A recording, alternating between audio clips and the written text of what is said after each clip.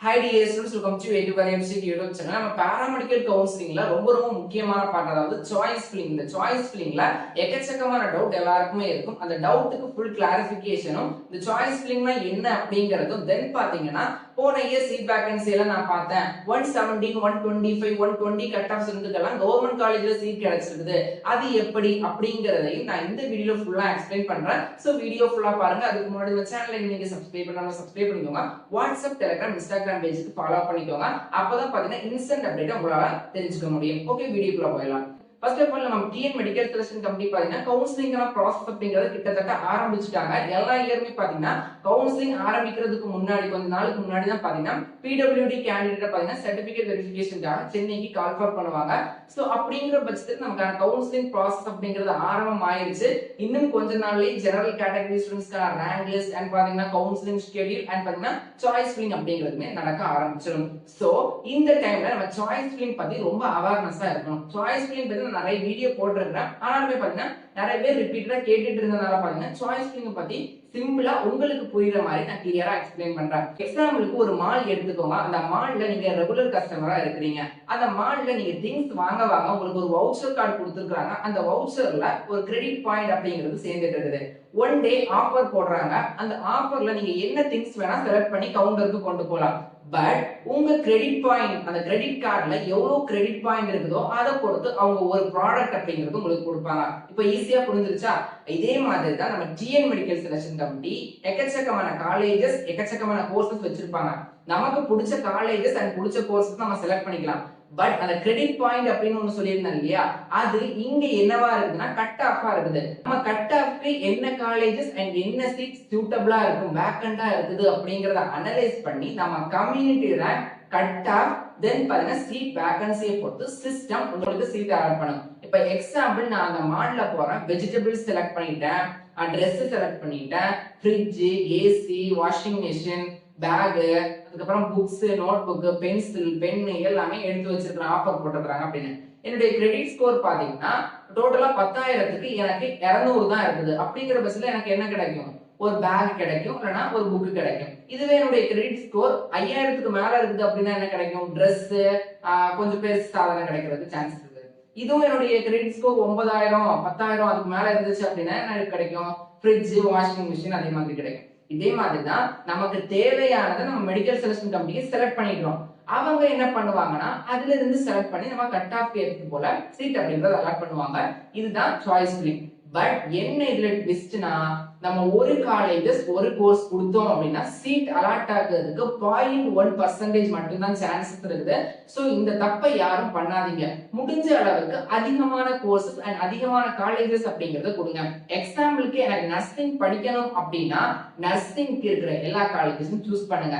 Suppose nursing course கிடைக்கல அப்படிங்கிற பட்சத்துல பார்மசி, இல்லைன்னா பிசியோதெரபி, இல்லைன்னா பிஓடி, உங்களுக்கு என்ன பிடிக்குதோ அதை ஆர்டர் பண்ணுங்க. மினிமம் ஒரு 15க்கு மேற்பட்ட கோர்சஸ் அண்ட் பாத்தீங்கன்னா சாய்ஸஸ் ஒரு 150 காமிக்குது அப்படின்னா 140க்கு மேற்பட்ட சாய்ஸஸ் கொடுங்க. நீங்க பிளைண்டா சாய்ஸஸ் சூஸ் பண்ணாதீங்க. என்ன காலேஜஸ் என்ன கோர்ஸ் அப்படிங்கறது முன்னாடியே செலக்ட் பண்ணி, அதாவது ரேங்க் லிஸ்ட் வந்த உடனே இதுக்கான வேலைகள் அப்படிங்கறத பாத்துக்கோங்க. அப்பதான் பாத்தீங்கன்னா சீட் கிடைக்கிறதுக்கான சான்ஸ் அப்படிங்கறது அதிகம், இல்லைன்னா சான்ஸ் அப்படிங்கிறது ரொம்ப கம்மி. இது இல்லைன்னா நெக்ஸ்ட் என்ன அப்படிங்கறத யோசிச்சு வச்சுக்கோங்க. ஒரு சில பேர் 199 கட் ஆஃப், 193 கட் ஆஃப் அப்படிங்கிற பட்சத்துல 199 அப்படின்னாலும் நீங்க ஒரு காலேஜஸ் எல்லாம் செலக்ட் பண்ணீங்க அப்படின்னா சீட் கிடைக்கிறதுக்கான சான்ஸ் கம்மி. ஒரு 2 காலேஜஸ் 3 காலேஜஸ் எக்ஸ்ட்ரா செலக்ட் பண்ணாதான் ஒன்னு கிடைக்கல அப்படின்னா இன்னொன்னு கிடைக்க முடியும். அதனால எப்பவுமே சாய்ஸ் ஃபில்லிங்ல அவேர்னஸ், கேர்லெஸ் மிஸ்டேக் அப்படிங்கறத பண்ணாதீங்க. இருக்கிற சாய்ஸ் அப்படியே போட்டு ஃபில் பண்றது அப்படியெல்லாம் பண்ணாதீங்க. உங்க சாய்ஸ் ப்ரிஃபரன்ஸ் அடிப்படையில தான் பாத்தீங்கன்னா சீட் அப்படிங்கறது அலாட். ஒரு ஸ்டூடெண்ட் எடுத்துக்கலாம், அவங்களுக்கு டாப் காலேஜஸ்ல படிக்கணும் அப்படிங்கறது ஆசை, 189க்கு மேல கட் ஆஃப் இருக்குது. பட் சாய்ஸ் எப்படி பண்ணணும்னு தெரியாம சும்மா மிக்ஸ் பண்ணி average, low college, top college எல்லாம் லாஸ்ட்ல கொடுத்துட்டாங்க அப்படின்னா அவங்களுக்கு லோ அல்லனா ஆவரேஜ் காலேஜ் தான் கிடைக்கும். ஏன்னா டாப் காலேஜஸ் ரொம்ப கீழே ப்ரிஃபரன்ஸ்ல வச்சிருக்கிறதுனால. அதனால என்ன காலேஜஸ், என்ன ரேஞ்ச் காலேஜ் கொடுக்குறோம் அப்படிங்கறத ஞாபகம் வச்சுக்கோங்க. எத்தனை காலேஜஸ், எத்தனை சாய்ஸ் சூஸ் பண்றோம் அப்படிங்கறத ஞாபகம் வச்சுக்கோங்க. ஃபர்ஸ்ட் ரவுண்ட்ல கவர்மெண்ட் காலேஜ் மட்டும்தான் வரும், இஎஸ்ஐ காலேஜும் வரும். செகண்ட் ரவுண்ட்ல கவர்மெண்ட் செல்ஃப் ஃபைனான்சிங் எல்லாமே வரும்.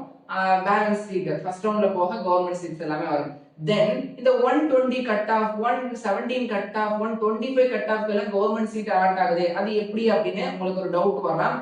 அதை கிளியரா அந்த பிடிஎஃப்ல பாருங்க. பிடபிள்யூடி அப்படின்னு மென்ஷன் பண்ணிருப்பாங்க. அப்படின்னா பாத்தீங்கன்னா பிடபிள்யூடி கேட்டகரி ஸ்டூடெண்ட்ஸ்க்கான சீட்ஸ் தான் அந்த 120 cut off government seat allot ஆயிருக்கிறது. அதெல்லாமே கிளியரா பாத்துக்கோங்க. அது அப்படின்னா பிசிக்கலி டிசபிலிட்டி பர்சன் அப்படிங்கிறவங்களுக்கு தான் அந்த சீட்ஸ் அப்படிங்கிறது அலாட் ஆகும். சோ அதுலயும் நிறைய பேர் தைரியமா இருப்பீங்க. 120 கட் ஆஃப்க்கு சீட் கிடைச்சிருக்குது, எனக்கு கிடைக்காதா, எனக்கு 150 இருக்குல்ல, கவர்மெண்ட் சீட்ஸ் எடுத்துலாம், அசால்ட்டா எடுத்துடலாம் அப்படிங்கிற மாதிரி இருப்பீங்க.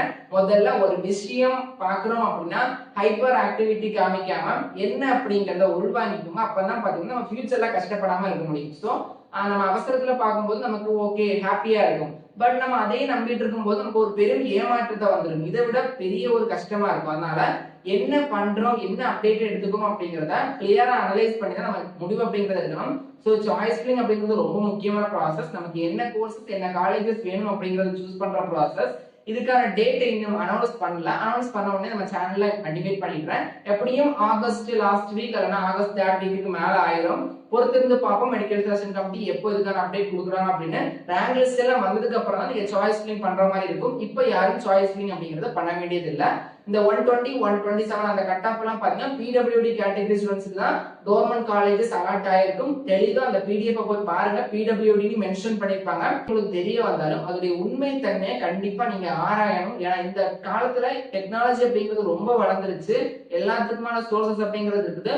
முன்னாடி காலம்னா ஓகே ஒரு நியூஸ் பேப்பர்ல வருது அப்படின்னா அது மட்டும் தான் ஆதாரம். இப்ப அப்படி இல்ல.